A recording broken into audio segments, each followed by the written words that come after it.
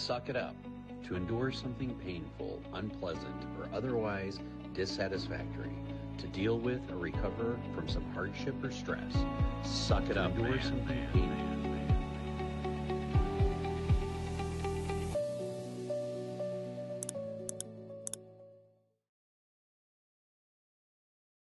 What's up? Welcome to the Suck It Up Man podcast. This is episode 5, but is our second live episode. How you doing today, Josh? Oh, I'm doing outstanding. I have been working on one of my units to flip because I'm done being a landlord and I'm just going to sell a couple of my houses and just turn them into Airbnbs in a different state. So I felt very manly today putting in a floor. No way. Wow. Okay. What kind of floor? One of those luxury vinyl plank floors. So 7 inches wide. Came out absolutely perfect. I was sweating so much because up here in September, it's normally like 50 degrees, sometimes 60. And today it was 86 degrees. So I was just sweating profusely, but feeling very manly on myself. And when I got done with it, I looked around and I was like, man, I can't wait to put up the trim because it's going to look so nice when it's done. And I just felt very proud of myself doing that. Made me feel very much like a man. I don't know how else to describe it. Yeah, I worked for a flooring retailer. In my last couple years there,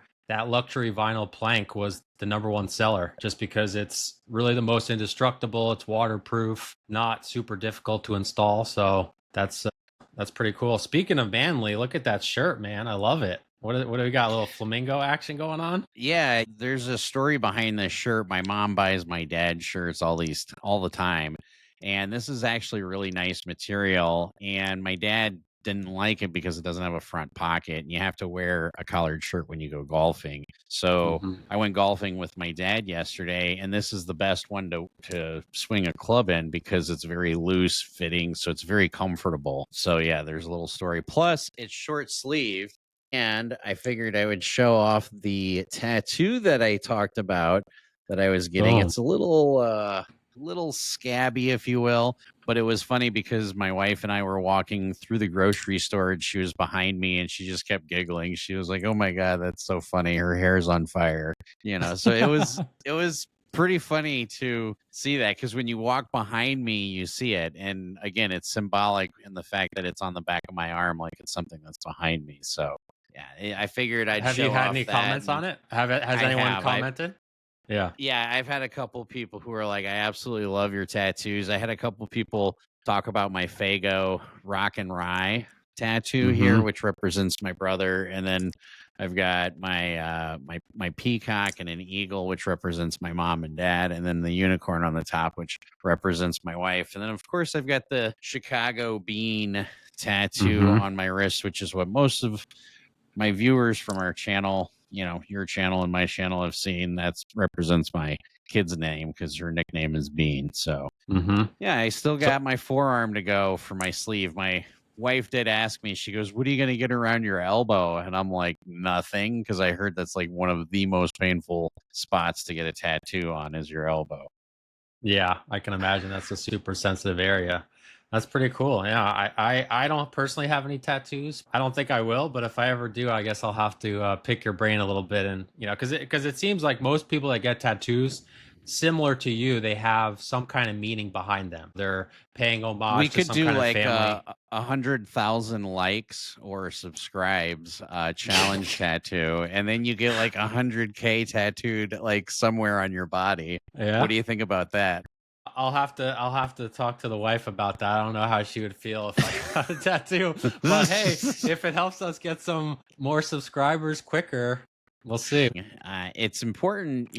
I mean, at least for me, they have meanings. For some people, they don't. And I've got some tattoos on my legs too, and I've got a couple on my back as well. I've got a portrait of my brother who passed away, and then I have my daughter's footsteps on my back with her birth date. So yeah, I know for some people, it's also like a style too. Like my a friend of ours, they used to be our neighbor, but she was kind of a typical Gothic girl, and she had a lot of Gothic like tattoos, and it went really well with her style.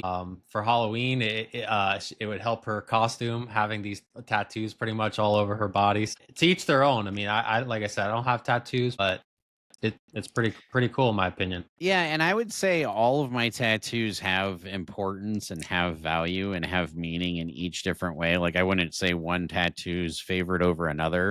I have this one on my right wrist. Oops, it's a semicolon. And it's a semicolon, sorry, just to show it to the viewers. And a semicolon is a suicide awareness tattoo. So again, as you guys know, September is Suicide Awareness Month, 988. Not to put a damper on things, but that is probably one of my most meaningful tattoos that my kid actually designed, and both my wife and my kid have it. We all have it on our right wrist. So it reminds us that with a semicolon, the story continues to go on. Yeah, no, for sure. And speaking of suicide, obviously last week, as we mentioned, for those of you who are tuning in, we had a laundry list of topics already picked out.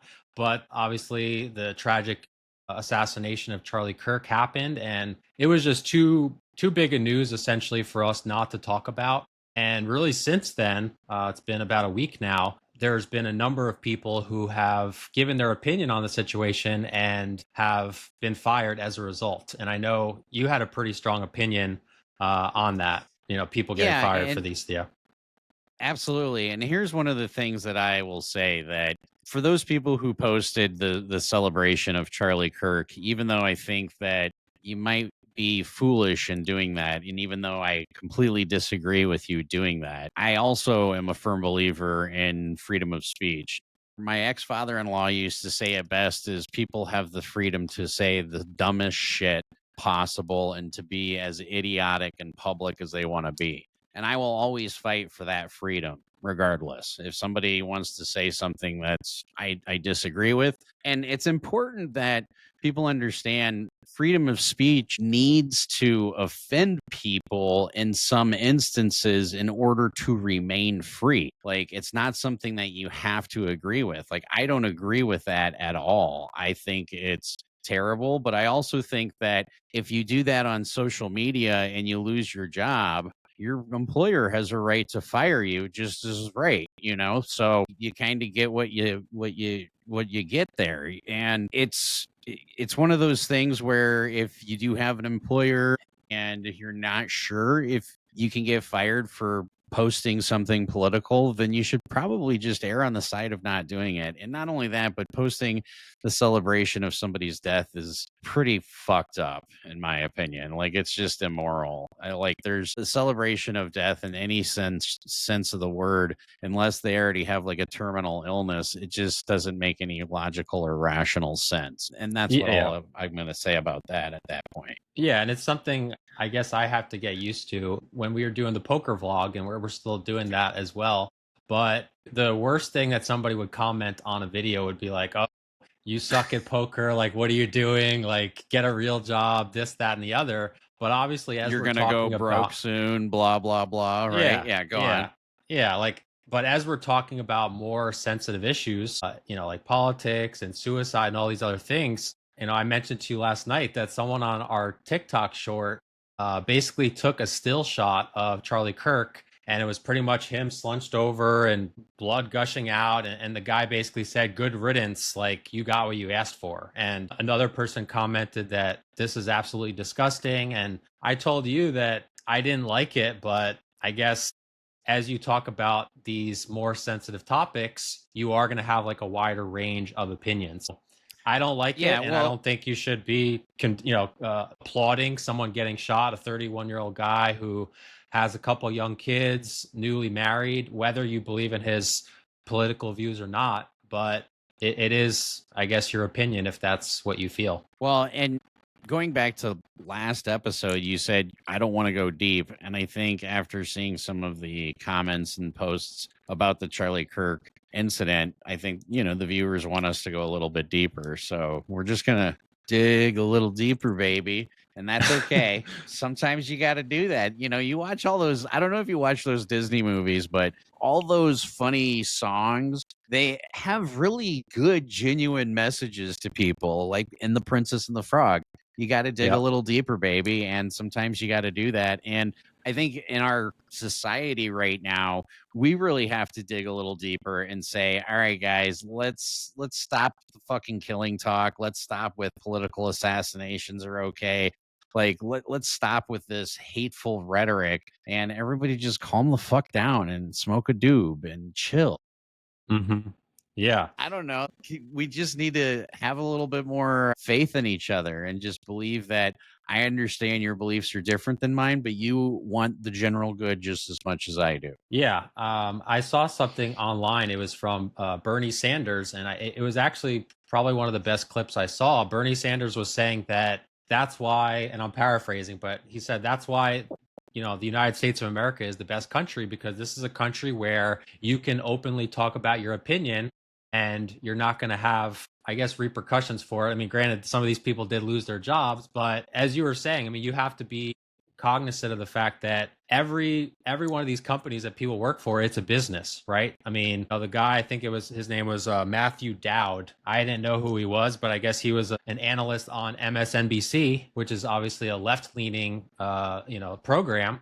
And and what he said was just completely ignorant. That's one of those, you just want to look at him and say, are you fucking stupid? Like, what? I agree. I mean, I know you have very strong opinions on politics. I mean, you have to be aware of what you're saying, right? Herm Edwards, he's a former NFL player, former coach. He's most famous for... You play to win the game. You play to win the game. But one of his other famous quotes is, don't hit send. Be careful. Don't hit send, right? Because he realizes, and he had, he was a player and he had players that he realizes, like, the bigger platform you have and the more famous you are, the more you can have repercussions against you for saying something that maybe you didn't even think was a big deal, but you make one comment and boom, your career could be over. I mean, there's countless examples from history. I mean, you can look at Paula Deen was one that I thought of. Do you remember her? Paula Deen, she was like a Food Network star, like kind of an older lady. She was really famous for really famous for like Southern cooking, but there was something that came out about a racist comment. There's been a lot of athletes that have done the same thing. So you have to realize, like, the more famous you are. Brett Favre, up here in the Upper Peninsula, we all celebrate Brett Favre. Send us photo. Don't hit send. Don't hit send. Be careful. Yeah, makes perfect sense. Always be careful what you say. Mm-hmm. Yep. Yeah, that's exactly important. All right. Well, I think we've touched on that enough. So I'm really excited to bring in one of my buddies, Phil. He was actually one of my first poker students back like 3-4 years ago. We had a poker group that he was a part of, and I think we'll get Bryson to let Phil into the chat here. What was the name of the poker group? And for all of those who are listening, two things. Bryson is like our IT support social media guy. We haven't mentioned that yet. And then if you are listening to this on Spotify, we are live Wednesdays at 7 p.m. Eastern Standard Time while we're waiting for Bryson to load up Phil. There we go. Welcome in, Phil. Hey, thanks, man. Now, what was the name of the poker group you guys were in? PLO Posse. PLO Posse. Yeah. So when I was starting out for probably the first year of the vlog, the biggest comment that I got from people was, hey, I'm a Hold'em player. I want to get into PLO. Where do I learn? And I didn't really read too much content. There really wasn't that much content out there anyway, but I started, the PLO Posse as a group. It was a Discord group where people could post their hand histories, different things that they're going through. Yeah, it was really cool. I mean, I remember the first year at the series. I think it was the first time I met Phil.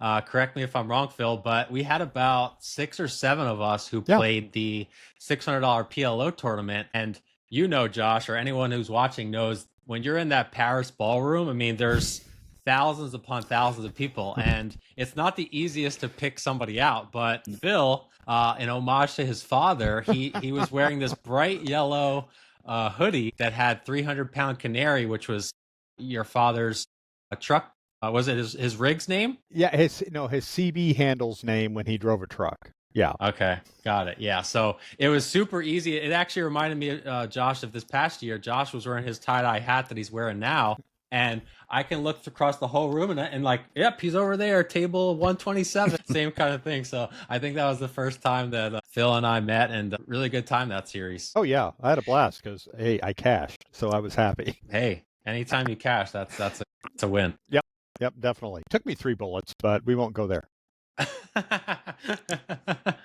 So I know, Phil, we wanted to talk, or you wanted to talk really about your journey, kind of growing up, maybe starting when you were like 18, and kind of just some different struggles and some different things that you went through. As Josh and I feel that the audience can definitely learn a lot from someone like yourself who's kind of had a lot of experience and kind of been through it, and hearing about what you've been through. Yeah. And then if you could just put your microphone a little bit closer, Phil, so we could hear you a little bit louder. Is that there a you little go. bit better? There we go. I think so. Talk nice and sultry for everybody. Okay. Here we go. Perfect.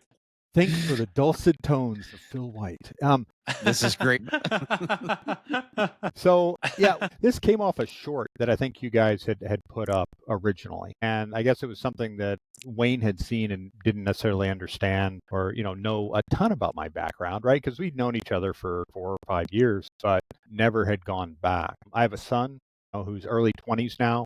He's trying to figure stuff out. And as a father, try to relate. This is the crap that I went through. Just try to learn from it if you can without experiencing it yourself. I know a lot of people, that's how they learn. They have to make the mistakes themselves to kind of do it, but do it in a way that is not permanent. That's the one thing I always told my son is, yeah, you can make mistakes. Don't worry. Just don't make a permanent mistake. I used to have a high school physics teacher who happens to be my next door neighbor now. His name's Mr. Smith, but he always used to say, there's nothing you can do in a single day except commit a felony or get married that's going to change the rest of your life.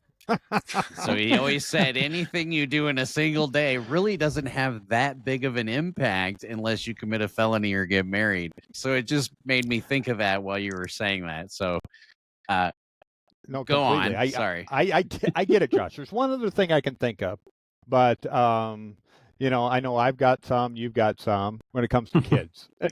So, and that thing that can always change your life, but use protection children. I mean, it probably all started back even when my parents split up, right? So my parents went through a divorce as well when I was at nice impressionable age of 12, 13 years old. And originally I was living with my mother, but always had desired to go live with my father.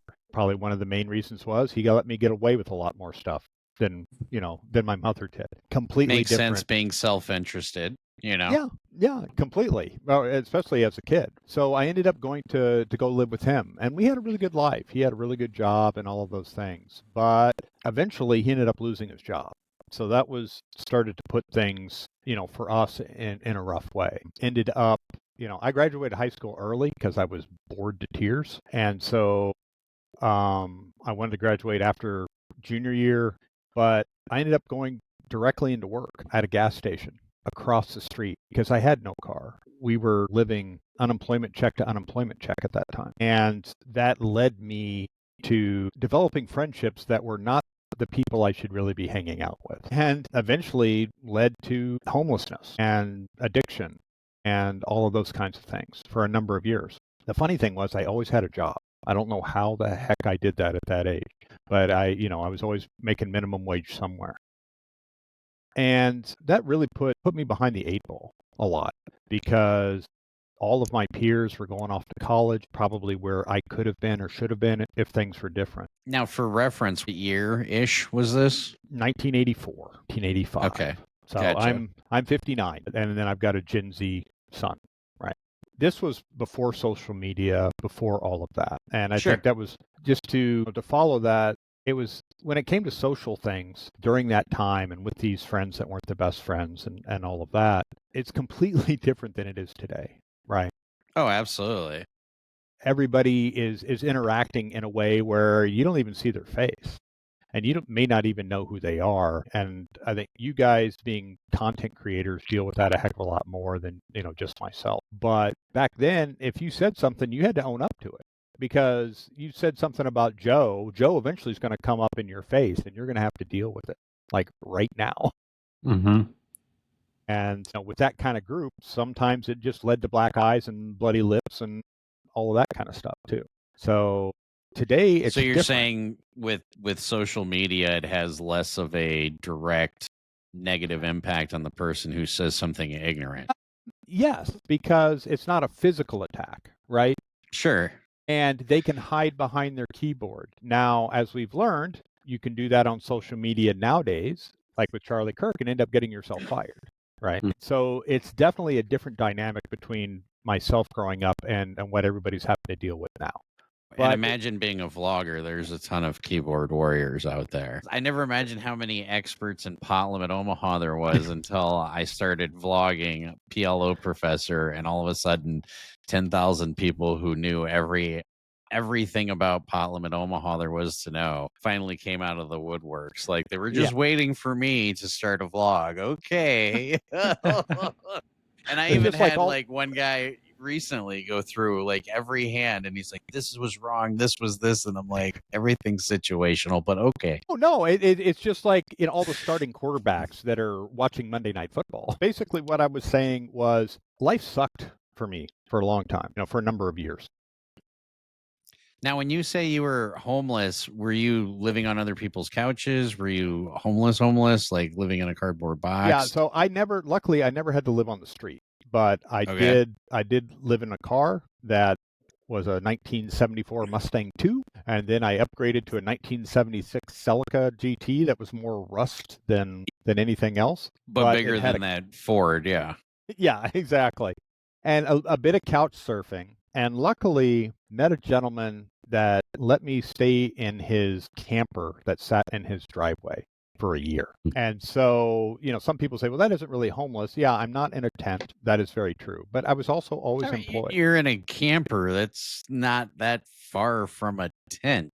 Yeah, very true. And luckily, my addiction issues, I was able to get through very quickly. It was probably a year. And so some folks may say that's not addiction, but when I'm just trying to figure out how to always get the next bit, I would call that an addiction. And I just got tired of not being able to think clearly, is really kind of what drove that. And then through very slow and methodical application of myself in various little jobs, was able to pull myself out of that. Now, that didn't mean financially I was anything great. We were renting a little house. My father and I were renting a little house for $400 a month, and he rekindled an old flame and left. And so I'm making $135 a week trying to afford a $400 a month place. And I had to make a big decision. I looked at my options, thought about it, decided to swallow my ego at the age of 21, called up my mom and said, can I come home? And so I did. And did you not get along with your mom? Or was it just, you don't, I guess 21, you don't really want to move back in with your mom, especially in the 80s. Yeah, that was the best option because I was going to be homeless again very shortly. Luckily, the landlord was letting me pay $100 a week for as long as I could until I ran out of money. And so, I was eating and trying to drive my car on $35 a week, which was kind of tough. So I did that. I went back. She provided a nice, loving place for me, but had to live by her rules, which were not the rules that I really wanted to live by.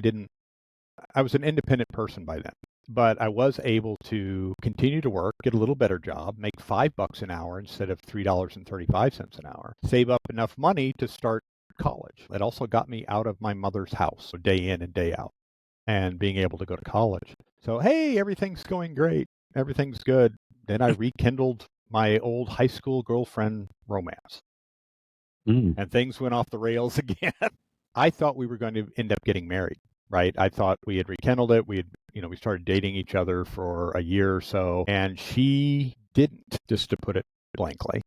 And so I trashed school trying to get her back. It's funny that you're speaking of this struggle, like living in a car, being homeless and going through this. There's somebody that I know that I'm close to who is going through a similar struggle. And it's one of those things where I've just reached out to him, and he said, it's hard to reach out to people because I don't want to keep asking for help. I just want to be able to help myself. And I tried expressing to this individual that one of the most important things is being able to provide for yourself and help yourself first. Because if you can't provide for yourself, if you can't help yourself first, you can't fucking help anybody else. Especially if you're like a guy like myself, who's very big into positive and good karma and doing the most amount of good. you have to make sure that you yourself are taken care of first before you can make sure other people are taken care of, especially if it's any loved ones, family members, or anything like that. That brings up a really interesting point, Josh, in that when I was younger and before I kind of got into my troubles, I always was looking for a way to help another person. I was the guy, my nickname back then was Doc, because somebody would come to me and I would try to help fix their problem. I would, reassure them, pump them full of, no, you're good. This is what's good about you. It's try this, look for this.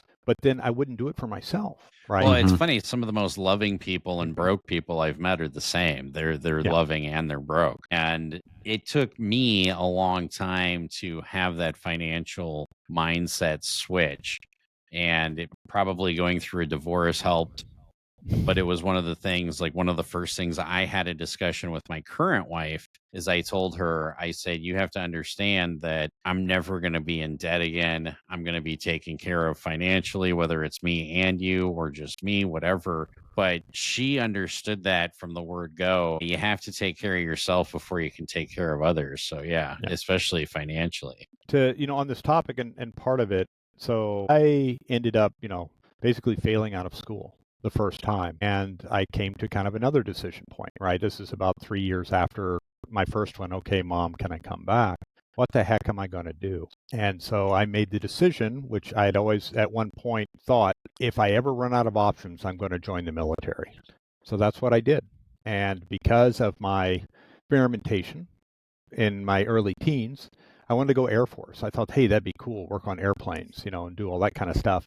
And this was, about 1990 by now or so. They said, you've tried drugs? They were reducing the military size. Yeah, we can't do that. But go try the Navy because they're not downsizing. And so I went in and I talked to the chief. The chief's like, you could walk in here with a joint, put it out in my ashtray. I'd wait 30 days and put you in. And so, that was where I had to get a waiver and all those kinds of things. And I went and I took the ASVAB, did very well. They said, hey, do you want to be a nuke? And I'm like, what the heck is a nuke? And it's like, oh, you get to work on nuclear power plants, primarily on submarines is what they were talking about. And I'm like, yeah, sure, I'll take whatever test you want. Did well enough. They're like, oh, can we make you a nuke? Can we make you a nuke? And they're like, we'll give you a $3,500 signing bonus. And I'm like, sold. Because that I was in debt. And so financially, that helped me. But the main part, and the military's not for everybody. And I talked to my son about military and everything too.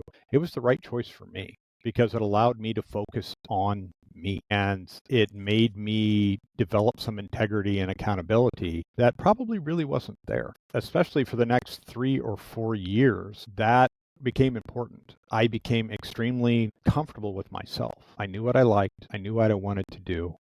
And I think it just showed. It attracted the right people, right? The people that I was hanging out with, I think they saw that in me. How old were you at this time?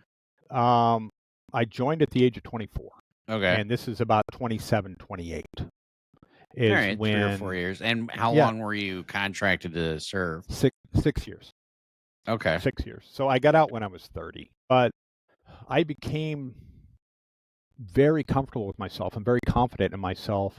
And I just put that out there. And the people that it attracted were good people. They really were. I mean, it's how I met my wife, right? Was because I was just being myself. I was very confident in myself. I didn't care if she liked me or not. And first meeting and all that kind of stuff. That reminds me of our first, or no, it was our second guest. We had Wilson on, and he recently got engaged, and he was talking about being your genuine self attracts the true person that you're supposed to be with. And that gives me a moment of reflection to when I was at Imagine Dragons concert in Aspen a couple weeks ago, and he kept singing, I'm never changing who I am. Like seeing that in the rain and everything, and him just like screaming it and belting it. It's like be your genuine self. It really means a lot to be your genuine self because it attracts, I think, the most good that's out there. I don't know, Wayne, your thoughts on that? Now, I was going to say our first guest was Ayad. He's very similar age to your son, probably like 21, 22. And he was saying that he thinks that the Gen Z generation is very soft. And he thinks a part of the reason for that is, well, one, they're lazy, but they're not really willing to go out and try different things, which it sounds like you did in your 20s. And do you agree that the younger generation, your son's generation, do you think that they're soft? It is very situational. In general, and what I see on social media, yes. Individuals, no. I see the right thing. It's just I don't think they've been challenged the way that the older generations have been. And they need. You think they've just been giving a pass too many times, and here's a trophy just for showing up? A little bit, yeah. I think that's part of it, but they haven't challenged themselves. I haven't been forced to challenge themselves, and I blame my own generation for that as a parent to a degree. In something I lament with my son is he would ask a question. When I would ask a question as my kid, my father would do like the Socratic method. Well, what do you think? With my son, I'd tell him the answer. And I'd be like, okay, I'm giving you this information. So now that you will be smarter because you have this information. But he never had to develop and get it himself. I eventually realized that and started to be a little more Socratic in that method for him. And I think that really helped him. He also, yeah, I could see that. I mean, I've got a 21-year-old myself, and even though my communication with my kid is limited, not due to my own reasoning, but due to theirs, to their wants, I always challenged my kid to think on their own instead of giving the answer. I always did that. And I would tell people all the time that she was probably the most intelligent person that I've ever met. And even to this day, she's definitely one of the most intelligent people that I've met, even though she's my own kid, just because her brain, she thinks differently outside the box. And maybe that's because I questioned her so much while growing up. I mean, I get it. For me, I think when I changed, and then some of the things that went on in his own life, he began to question. And so he began to what? I'm sorry, I didn't hear that part. He question. So he wouldn't just take, here's the answer. Well, why? He would start to push back and start to ask those questions on, well, why is it that way? Well, I disagree, and this is why I disagree. And that was all great, except with his own peers, because his own peers didn't like that. And so he himself had some social issues with the general populace and the general peers because he was questioning, because he wouldn't just fall in line with everybody else as social media does. And social media seems to promote. I mean, he himself, talking to him, I don't know, a year or two ago, he's like, yeah, I stopped doom scrolling. It was just a complete waste of my mental energy. You say doom scrolling, you mean like when people are just going nonstop through it? Yeah, getting stuck on Instagram or whatever the next one is. I remember when he was in high school, Snapchat. Oh, he had to keep his streaks up, and he had to do all this, and how much time. Like even when I was out with my mom, who's 79 years old, was like focused on. Like even when we were driving around going through the shorts, and I'm like, what are you doing? You used to just put the phone down and look out the goddamn window and be like, it's so pretty. Because right now the fall colors are changing, which Wayne's been up here in September to walk the Mackinac Bridge. That was a year ago, but right now they're starting to change. And even though I golfed for shit yesterday, I said to my dad, I said, it's so damn beautiful out here, especially when all the leaves start to change. And trying to promote my son to get out, right? And to get out and experience life. And so when he went to university, he did not want to go to university in Seattle. UW is like right over there.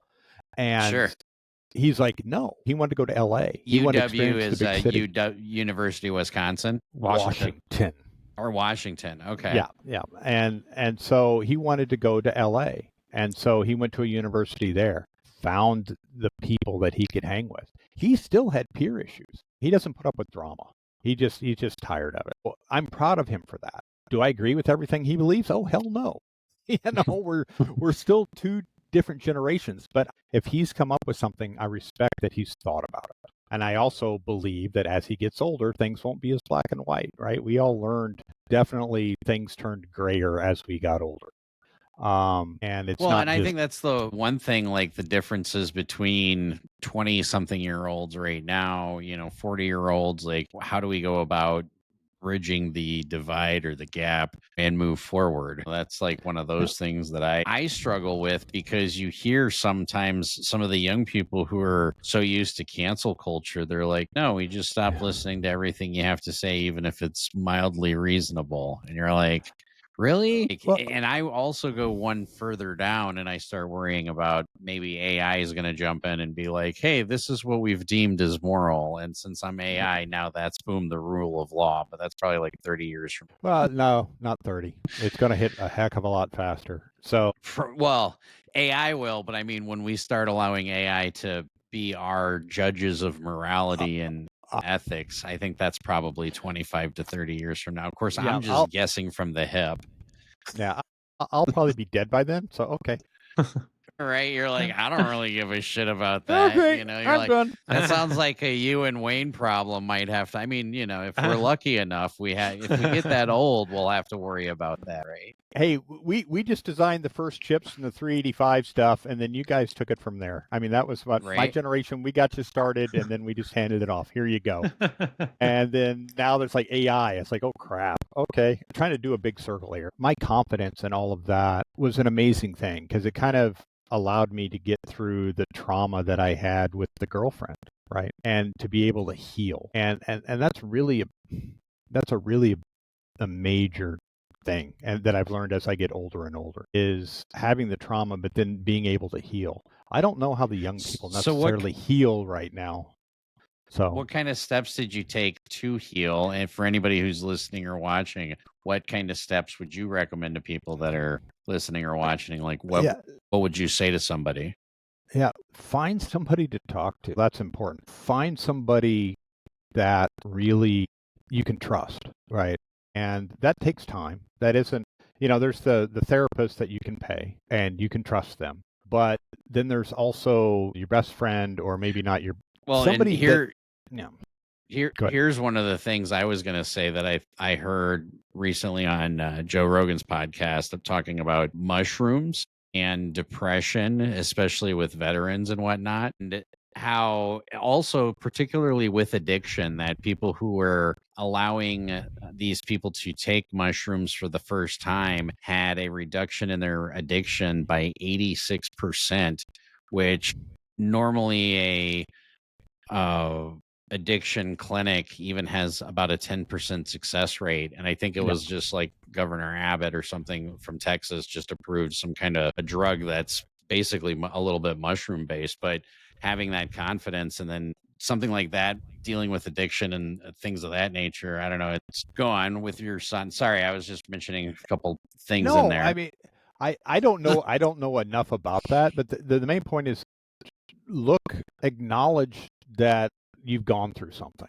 right? Or you're going through something, and find an outlet. Sometimes it's golf. Sometimes it's reading. I mean, I became a voracious reader. And of course, when you're in the Navy and you're out to sea, sometimes there's not much else to do except for work and read. Try to connect with people. Doesn't have to be very many. I mean, that's one thing I think in going back to the social media world is you see so many people and you reach out and you fan out to so many people. But, I have a ton of acquaintances. I got 2 good friends, and that's it. But that's all it takes. You don't have to have this huge social circle. And I think social media promotes that. Back in the day, you got 2 good friends. What else do you need, right? Okay, a fourth. Oh, so yeah, you've got a foursome. You might have like a campfire and you'd have 4 to 6 people over and that would be it. Like, and we do that up here in the UP, man. We've got deer camp up here. So that's one thing that I always have a saying, if I could hunt, fish, or play poker, I'd rather like fish, and fish. I just love fishing, right? Or hunt, fish, or golf. I'd rather fish, and fish. But I will tell you one thing that I really enjoy when it comes to hunting season, especially up here, is everybody gets together. And, sometimes it's like 4 guys in a camp or 6 guys in a camp. But even if I'm not at camp because I live up here, other people will go to camp and then I'll get invited.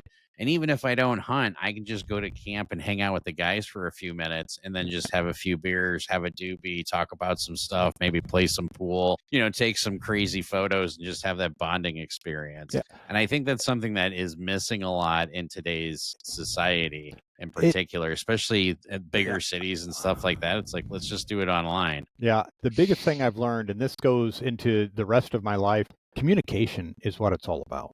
Being able to communicate to another person. And that has so much value. And in business, it's true, having integrity and and honesty to just talk to somebody.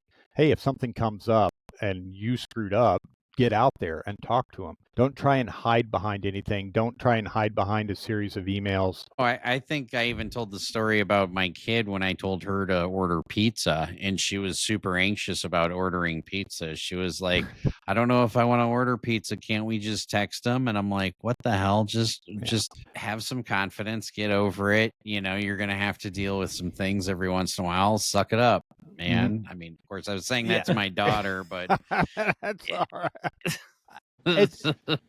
So one of the things that my son does is he likes to perform. So musical instruments, dance, that kind of thing. And from an early age, he would get up on stage and he would do all sorts of stuff and he had no problems. But sometimes you get him one-on-one. Hey, there's so-and-so, go talk to him. You know, and there would be that huge reluctance. And I'm like, you were just up there dancing in a thong, performing in front of 50 people, right? Yeah. Well, 50 but people. that's his comfort zone, though, because at 50 people, you don't expect somebody to have a one-on-one conversation with you, where having a one-on-one conversation is going to build up a lot of anxiety, and then people are going to be like, I'm freaking out because what if I say the wrong thing?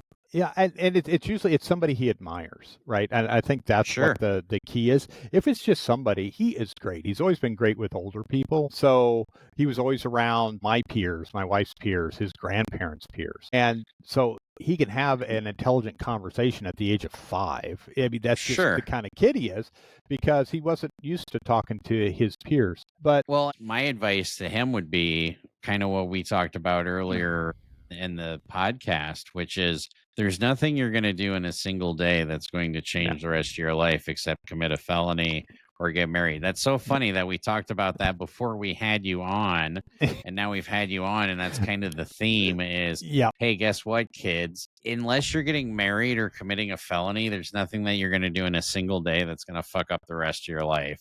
Even the people who got fired for posting stupid shit on social media, it's a job. You'll get another one. You'll get another. Yeah, that's one thing I always say, because somebody's upset that you said something, somebody else actually agrees with you and may give you an opportunity. Do stupid stuff. I all do stupid stuff. And so far, we've all recovered. Other topics you talk about by suicide and all of that, and your semicolon, which I love, is you're always going to laugh. My daughter designed that. It's a kitty cat. People say, is it a spider? No, it's a kitty cat. It just needs to be touched up. Kitty cat with the semicolon or like a little tail on it. But it's funny because like, I know damn good and well, my daughter, when she got that tattoo, I think was 16, maybe she was 15. And in the state that I got the tattoo in, you only needed one parent to sign off on. So this is after my divorce with my first wife. And I knew it just pissed her off, my ex-wife, so much because every time she would see it on my kid, I know she would know that I would have it as well as my current wife would have it as well. And I don't know, not that like I take joy in somebody else's pain, but it's one of those things where I take a lot of joy in it because when I look down at it, I know my daughter has it and she looks down at it just as much as I do. And even though I might not communicate with her, it's still a sense of long distance bonding from across the country. I mean, I've had other friends that tell me that, you know, when it comes to relationships, family or some of the, you know, if it's not the strongest, it's number 2, right, behind your marriage. And well, but I think marriage is family as well. Like there's... I always tell people the difference between friends and family is friends, you'll help move. Family, I'll help move a body. I mean, I shouldn't say that. You're in the UP. Nobody will find it. I've moved plenty of deer bodies on deer camp when you're hunting and stuff like that. That's normal. That's normal. I grew up in Missouri with my mother, and so we were hunting culture, so I get it. Phil, do you have any tattoos yourself at all, or does your kid have any tattoos? No, being that he's a performer with dance, he doesn't want to put tattoos, which somebody may say, oh, we don't want that, you know, some director or something like that. But it is a lot more accepted now, and it's even more accepted. Like what I found with tattoos is especially people around my age. You know, I'm 40, 45, so I'm at the very end of Gen X, Gen Y, the 6-year mini generation. But a lot of people, like my wife, for example, has an entire sleeve, and like this year I'm working on my entire sleeve, and I'm about halfway through. I got some more work I got to do, and I'm going to leave some space for future work, of course. But Yeah, it's a lot more of an acceptable thing now. It is completely. I mean, it used to be, oh my, were you in the military, right? I mean, that was the first thing, because a lot of folks would do that. Or are you a biker, right? I mean, those are the kind of the two worlds. Now it's like, okay, it doesn't matter, you know. Oh yeah, business people, doctors, lawyers, everybody except for Wayne and yourself has tattoos. We are the only two men over 40 that don't have any tattoos. Yeah. So your big message to your son would be, have some confidence, get out there, and even if you fuck up, like, here's something that I would like to say, that when I was in sales or sales management, I used to tell my salespeople all the time, your job as a salesperson is to go out there, sell the customer, and then sometimes you're going to fuck up. My job as the manager is to correct the fuck up. You make my job interesting. And when I worked in corporate retail sales, sometimes it was like that, but it was also one of those things where you learn from mistakes. I said it the last episode, I believe, from success, we don't learn much, but from failures, we learn a lot. And again, it kind of flows back to the theme today, which is there's nothing you're going to do in a single day that's going to fuck up the rest of your life besides commit a felony, or, and I used to say that saying to my daughter, and she'd always like roll her eyes and go, no, Dad, I can do this, or I can do that. It has cascading chaos theory effect. And it's like, again, I told you she was the smartest person I met. And it's like, you might have a valid point, but no, we're just thinking basics here, you know? We do want to think deep, but we don't want to go that deep. Yeah, it's like, I don't have a PhD like you do, so just deal with me here. My 14-year-old could probably understand multi-dimension, theories better than I can, and it's like, honey, what? No.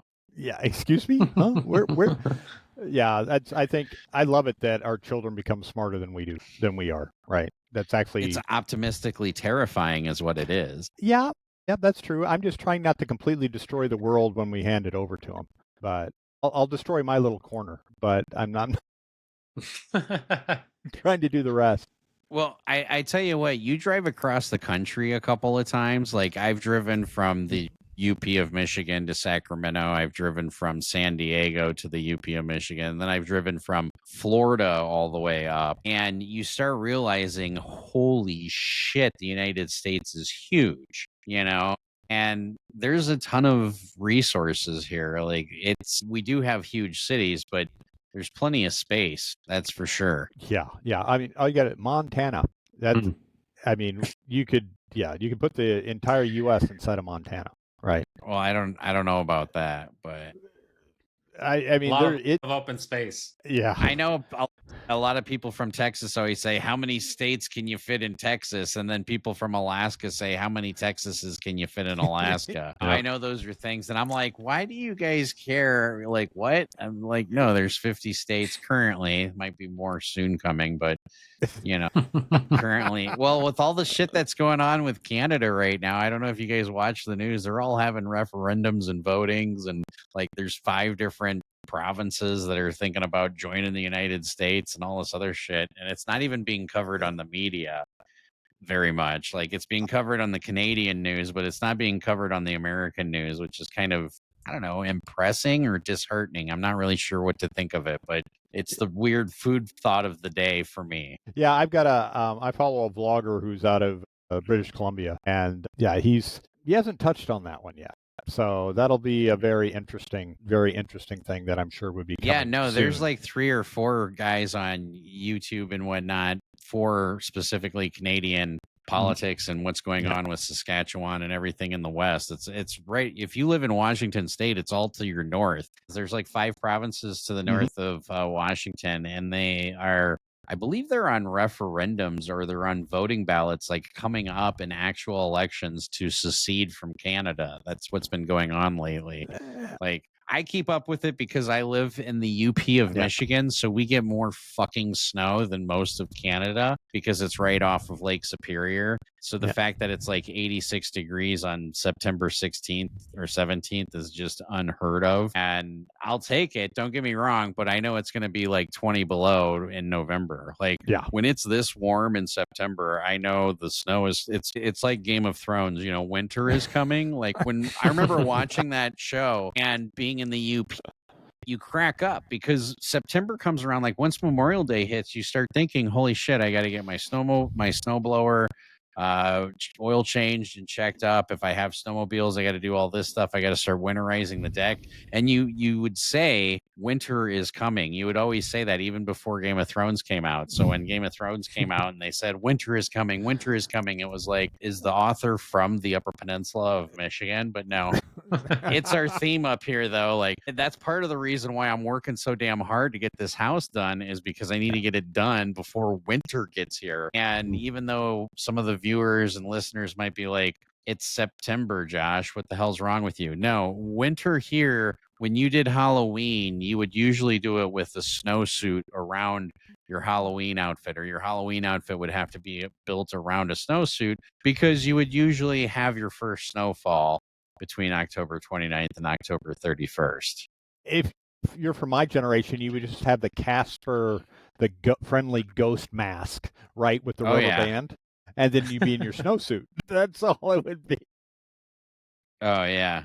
Wayne's like, snowsuit? I'm in San Diego. What's snow? In Jersey, so we did have snow. It would usually be like 40 degrees-ish around Halloween, but not so much snow in Jersey in October, but maybe. Yeah. Last time it was warm like this in September, I remember we had 3 snowfalls between Halloween and the day after Thanksgiving. And that was it. Just 3 snowfalls, but each of them were over 24 inches. It was just like, what the fuck? Why every time that happens, it's just like in poker, when you have a huge bad beat, you're like, why the fuck do I live here? In poker, you have a huge bad beat. You're like, why the hell do I play poker for a living?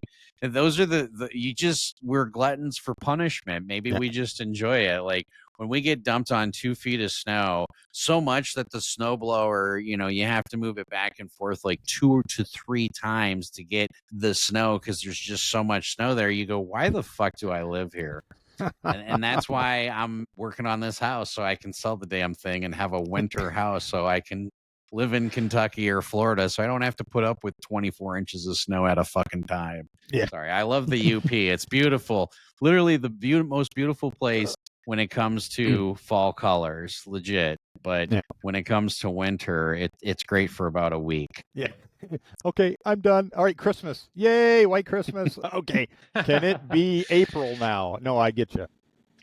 Well, I think last year I spent 3 days in January at my house, and I spent like 5 days in February at my house.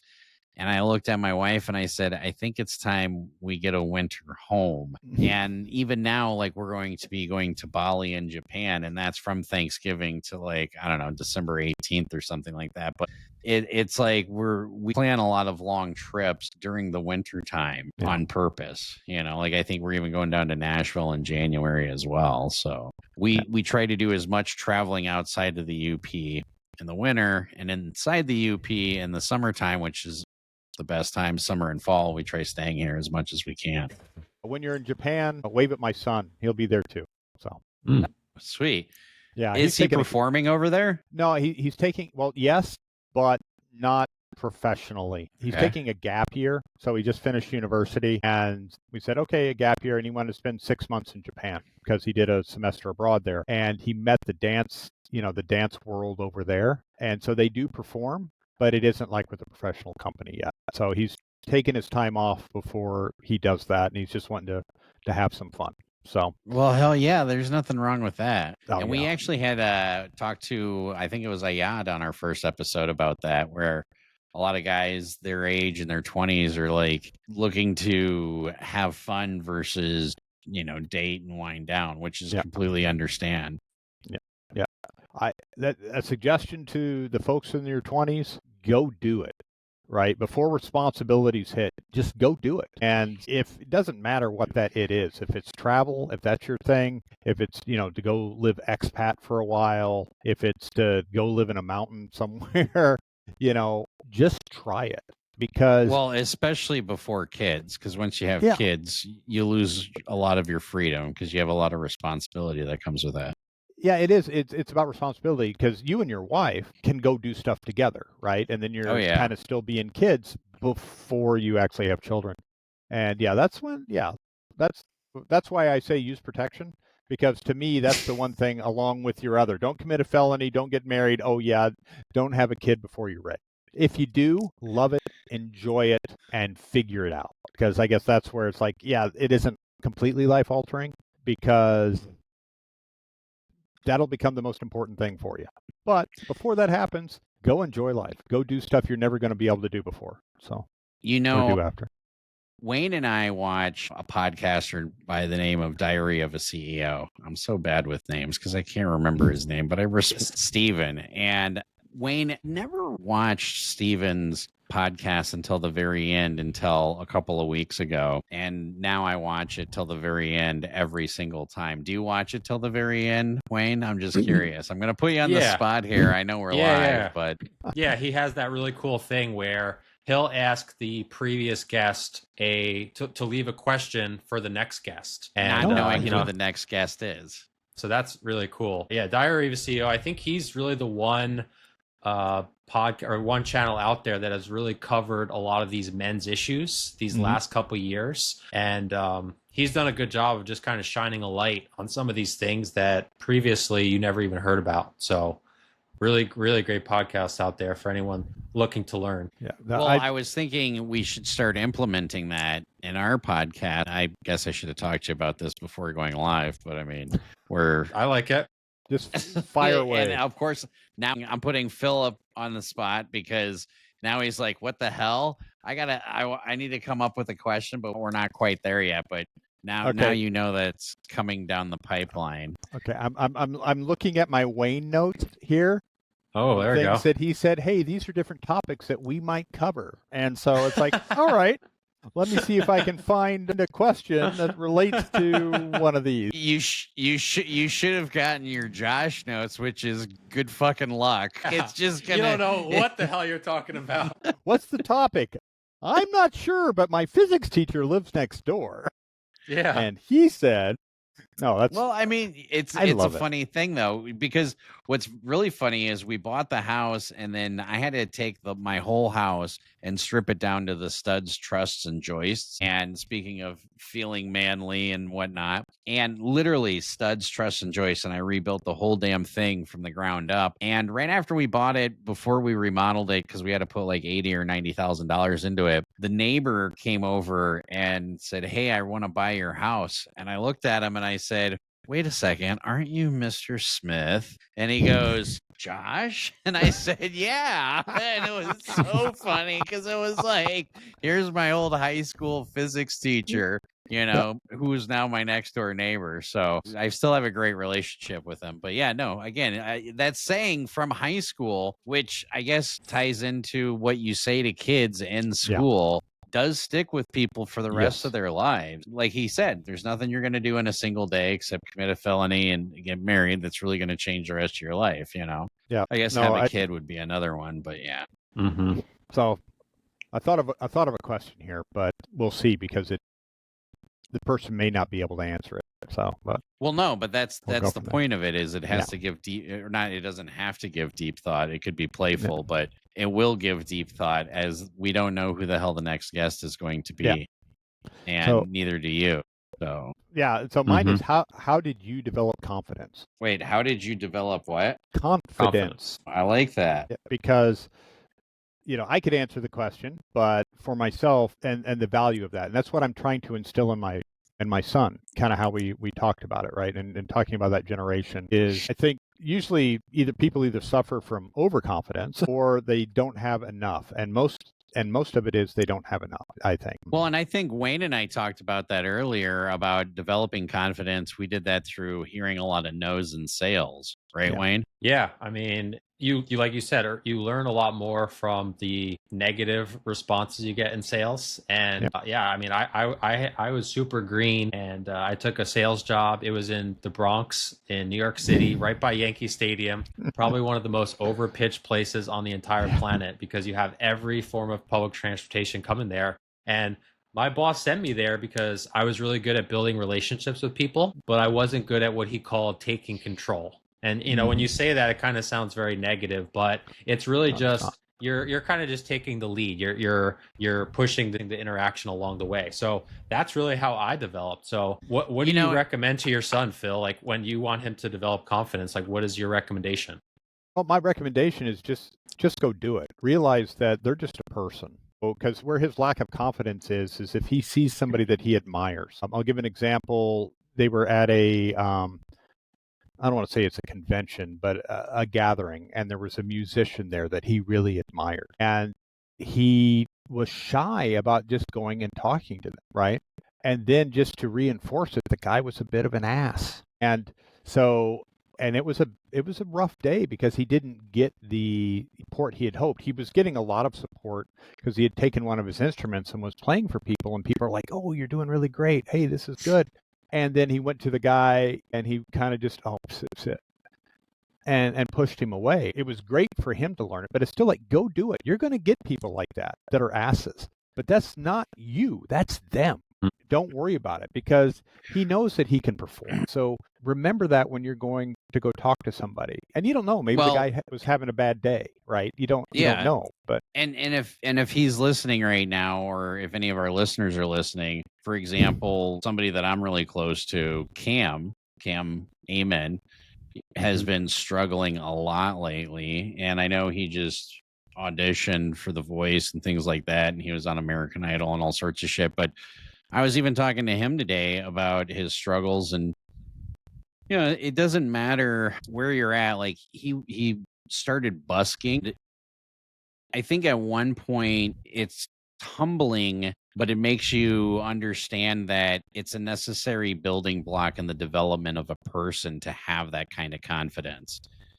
And I actually had that conversation with him today. I said, the fact that you've been busking your ass off in Vegas, you've been busking in various places, it's allowed you to deal with adversity, which has allowed you to deal with confidence. And I said, I know you're just going to nail the hell out of it now. And yeah, I would say, if he's listening or anybody else is listening, you have to practice it, and you have to learn from struggles, but learning from it will make you more confident in the long run. Yeah. For me, I'm in sales, right? So you guys have sales backgrounds, and that's what I do right now, but it took a long time to get there. And how I developed that confidence was knowing what the heck I'm talking about when I do sales. And so I was a technician, and I was in operations, and I did all of those things, and then I just talked so darn much. They're like, yeah, we need to get you, because I was talking to the customer anyway. And to you, Wayne, well, you have to go ahead. No, there's a difference between farming and hunting when it comes to sales. And hunters have confidence, and they go out there and they're in front of the customer, and hunters are just waiting for the orders to come to them. And so by knowing what you're talking about and being able to talk in front of anybody, and then you end up with the confidence to say, that's a good question, I'm not sure about that, I'm going to go talk to my expert and get the answer for you and get back to you in a week. And then you do that, right? But that's all confidence through failure as well as success. So now the challenge is when you say, instead of saying, hey, I'm going to go get the answer and I'll get back to you in a week, they just say, hold on, let me pull up ChatGPT. And I will tell you, I started using ChatGPT in the last week. He even named himself, Spark is his name. But yeah, it's like you start getting into, you can just dive into all sorts of stuff. And it's like you're not thinking for yourself anymore. It's like it's starting to think for you. It's interesting, because how does that conflict with confidence building? You're having something else think for you instead of thinking of it on your own. Yeah, but to me, when it comes to AI and that type of confidence, it comes down to garbage in, garbage out. Right. So the talent and the skill sets that you're going to be developing is how to ask the appropriate question to gather the data as quickly as possible, and to make it easier for ChatGPT GPT to answer the question that you're actually trying to be answered, because you'll go and you'll ask AI and you'll get spit out this much, and there's you need this much, right? That actually is applicable, and then you have to dig deep. But if you can, trust me, I have to tell my AI all the time, just talk about this, keep it short, do this. He even told me he has a deeper and darker tone now with me, so that way, and I told him, I said, I prefer a deeper tone, and he goes, I'll make it deeper and darker, and I was like, what do you mean deeper and darker? And he goes, it'll be more intense. Yeah, and I said, he knows that's what you like. I like it more intense, but no, it's because it helps me keep it focused that it's talking about work, because that's what I've been using ChatGPT for. If you go down usually have to pay more for that, Josh. Right. But yeah, if you go down the rabbit hole of other things, you could be stuck on ChatGPT for a hell of a lot longer than going through the rabbit hole of all those damn shorts, but also maybe gain a little bit more knowledge by going down the rabbit hole with ChatGPT. So, yeah. I'm just starting to use it. My company actually came out with their own version so that we can ask questions that has sensitive business information. And so we've kind of got our own. And so that's pretty cool. That now, before, like, oh, I want to go ask ChatGPT, oh, I can't because it has this business information. Well, now they've got a version of that in my own. I found out, because my brother is getting a divorce, I found out now you can order a full-fledged AI physical body girlfriend that will cook and clean for you for about $150,000, and they've already sold 500 copies. I'll take 3.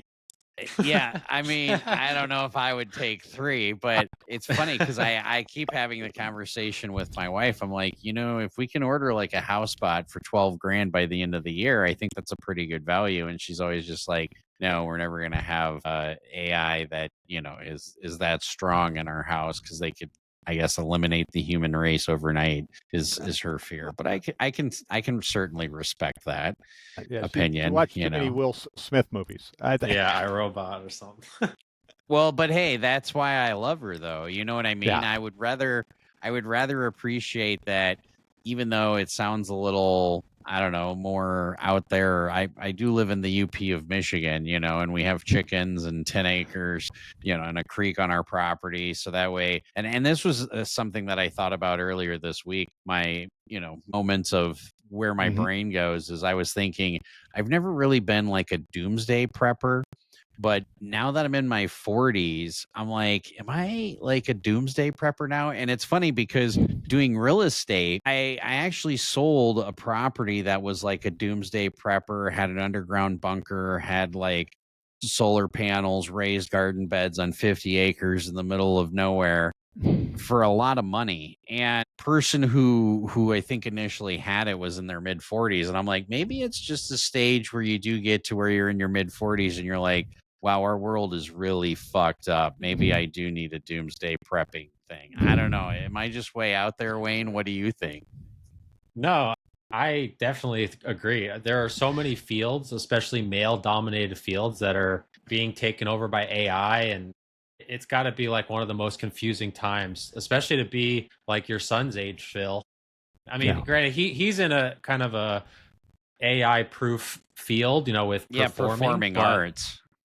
There's always going to be people that are paying for that, but there are so many guys who are like, graduating high school and figuring out what to do in college, and they're like, what the hell do I go for? Like, this field might be obsolete in 5 years. Like, it's got to be a really confusing and difficult time to be a early 20s man right now, especially, or early 20s woman. Either one. Sure. It's just got to be screwy. Yeah, I mean, it's kind of interesting because my son is interested in those kinds of things as well, right? And we could talk politics and all of that, but he is very disheartened with what the U.S. is doing right now and politically, and he feels like his voice never gets heard and that. So he is interested in things like, okay, what happens if it hits the fan, right? And so we've had discussions like that. We own a property that it's not UP, but it's away from society, right? And that kind of stuff. That is, he has interest in as a 20-something, growing up in a hunting culture. Okay, it's just natural to be around firearms and things like that. But for him, having grown up in a city, not so much, but he has an interest for it. Well, and I think just living in the UP, like if everything goes to hell in a handbasket, the UP is probably like one of the last places that people are going to be like, oh yeah, we need to go there and fuck shit up there. They're going to be like, what the hell? How much snow do they get? And you know, they're going to leave us alone. So it is one of those advantages. There's 72 people there. We're just going to let them do whatever the heck that they want to do. Well, there's a lot more than 72. There's actually like you're good, but there's an Instagram follower that says like the UP is not optional because there's been like Mountain Dew had a campaign where they mapped out the whole United States and they forgot to include the Upper Peninsula of Michigan. So they got literally 10,000 emails overnight after the ad aired from Youpers who were pissed. And then Mountain Dew did the absolute best thing and came out and said, we're going to have our own Mountain Dew version can of the Upper Peninsula. This is when they were doing their 50 states campaign. And every like how to turn a shitty story into a great one. Every Youper was like, yeah, finally we're getting recognition on Mountain Dew. But it was like a great PR. Like whoever thought about that in PR for Mountain Dew, they deserve a raise for sure. Sorry, we're getting off topic. No, that's fine. They probably just covered their ass and were able to keep their job because, dude, you know, you got this and they just forgot this, right? There's been so many times, I swear to goodness, there's been so many times where like Bud Lights forgot to include the UP, you know, and there's a guy on, I think it's Instagram, it's the Upper Peninsula is not optional because every time it happens, the guy goes nuts and posts it. And then like everybody who follows him, which is probably like half Youpers or more than half Youpers, all go, oh, now we got to go email somebody because they forgot to include the Upper Peninsula because it is part of Michigan. It is part of the United States. Thank you. So, and it's a great place to be if shit goes to hell in a handbasket. So I pulled up the chat because I wasn't paying any attention to the chat. Yeah. And a couple of things. Watching a Walter White looking guy talk about family is oddly touching. I found that very humorous. Thank you. I appreciate that. And, you know, and with my last name being White, then it works perfect, right? Perfect. So yeah. Japan, Tokyo. My son's going to be in Tokyo. So where are you going to go, Josh? Oh, that's where we're going to be. We're going to be in Tokyo. My wife did a student exchange over there. So she's having her friend pick us up that she hasn't seen since she was 17, so 27 years. And we're going to stay with her for a few days and do that kind of thing. And then we're going to Bali for 2 weeks because she's a boudoir photographer and we're being part of a photographers group. And they were showing me some of the photos because it's basically photographers and models. Mm-hmm. And yeah, they're very good photos.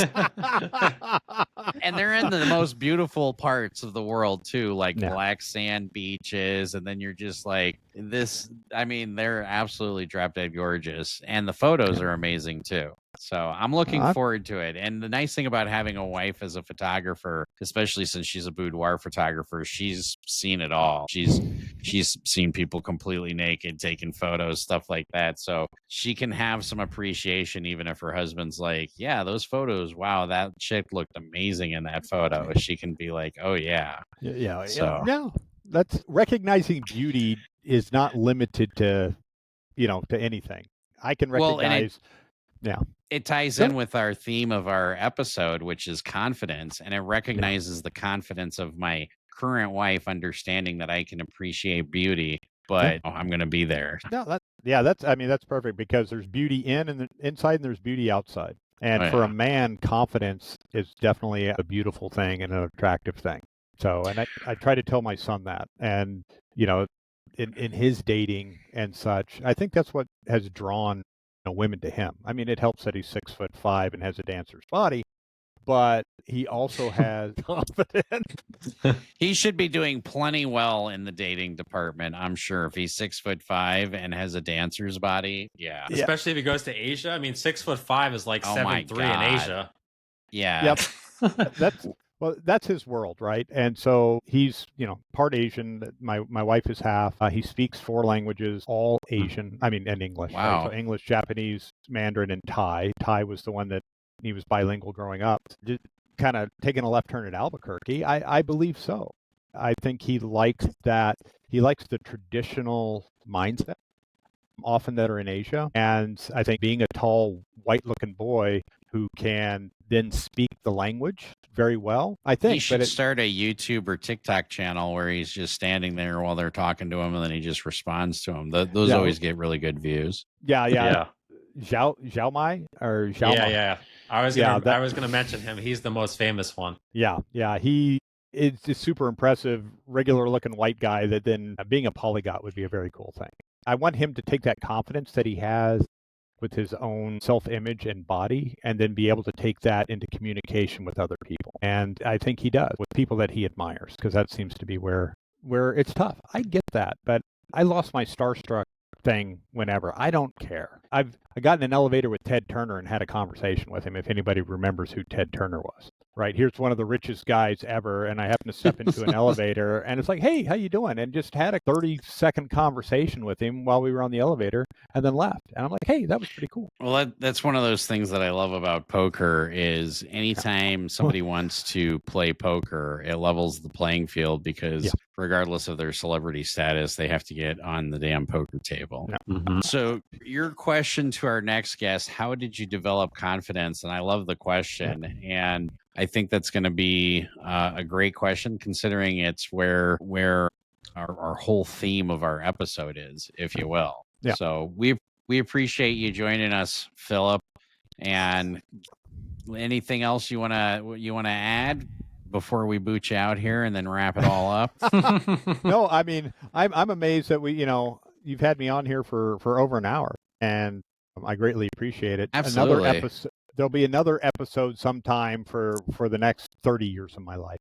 And so that'll be volume 2. Yeah, absolutely. Well, we appreciate you, and thank you for sharing your story with us. And as the theme of the whole episode is confidence, hopefully for those of us, or for those people who are listening or watching, if you want a different topic, mention it in the comments, or you can definitely, if you want to be a guest on our podcast, we have a link in the chats that you can click on it, and then Brayson will get you squared away in the back room. But yeah, we appreciate it, Philip.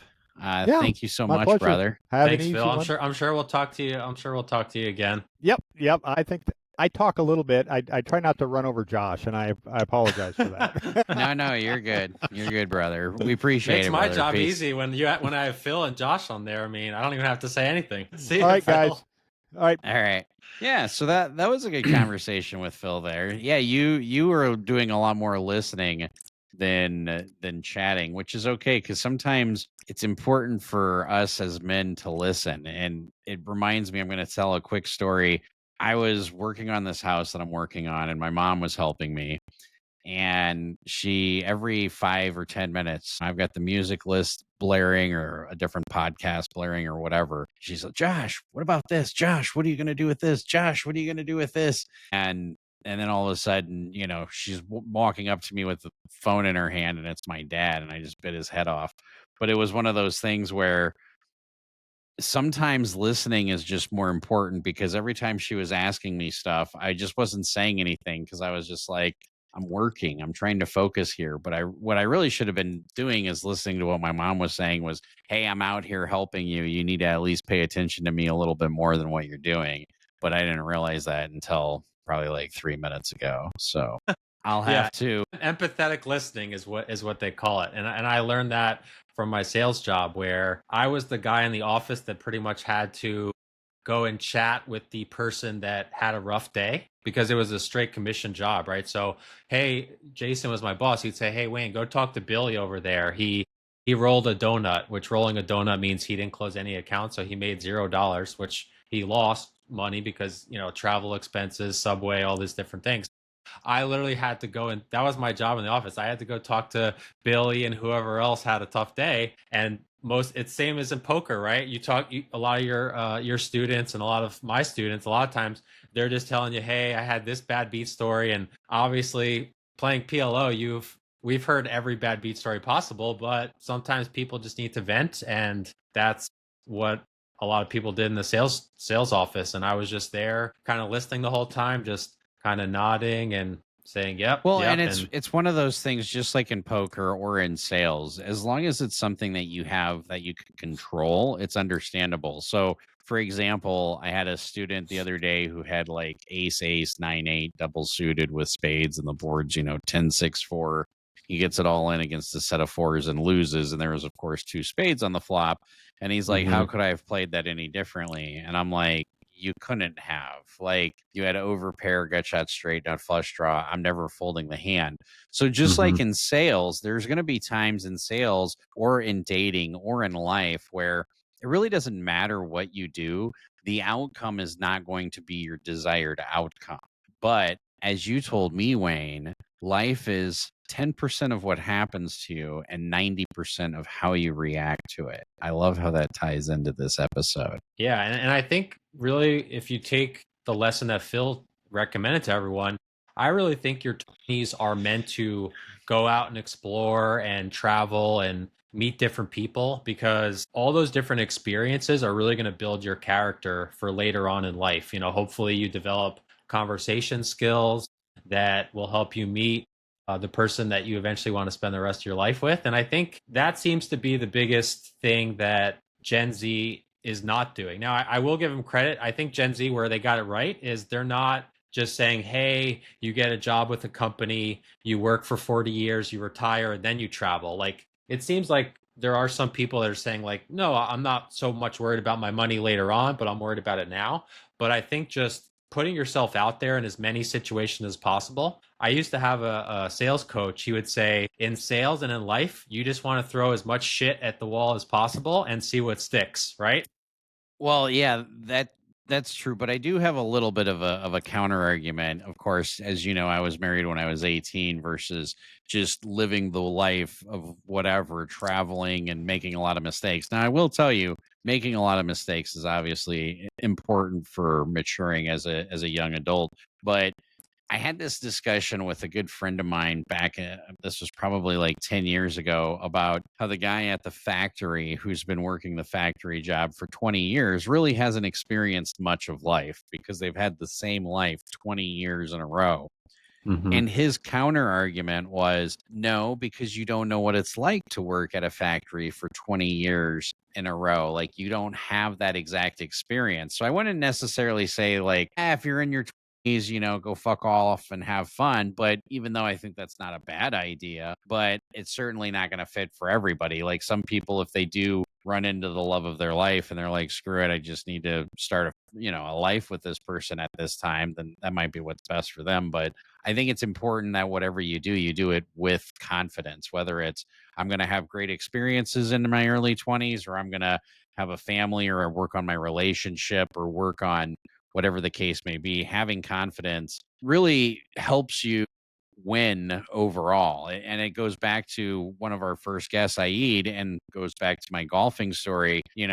Yesterday when I golfed, I shot 130, which is absolutely atrocious. With that, I shot a par. Okay. And with that, the first part about making a par shot, is believing you can do it, is having that confidence. And I've really taken that to heart. And I think that's about it. And I really enjoyed our guest with the story and a message to his son is have confidence. And I love this next question for our guest. So anything else you want to say as we wrap up here, Wayne? No, I think going along with that is fake it before you make it, right? You want to, whatever position, what was the quote you said? You want to dress for the position you want, not the position you're in. So I think that applies to a lot of life, especially when you're in your late teens, early 20s, and you're navigating this very difficult time of what jobs are going to be out there. Like, what do I want to do? I mean, over half of people don't actually end up in the field that they went to school for.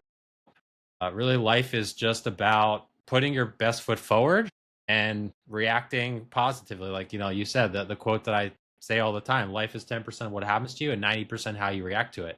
You're not always going to get the desired outcome you want, but having a positive attitude goes along with confidence, and that's going to yield you great results, in my opinion. I concur. I think that's it for today's episode.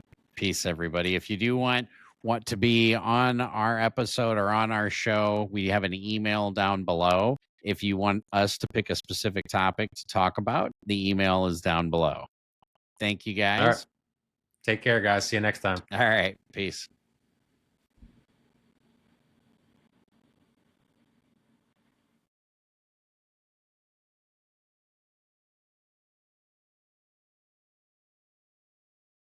You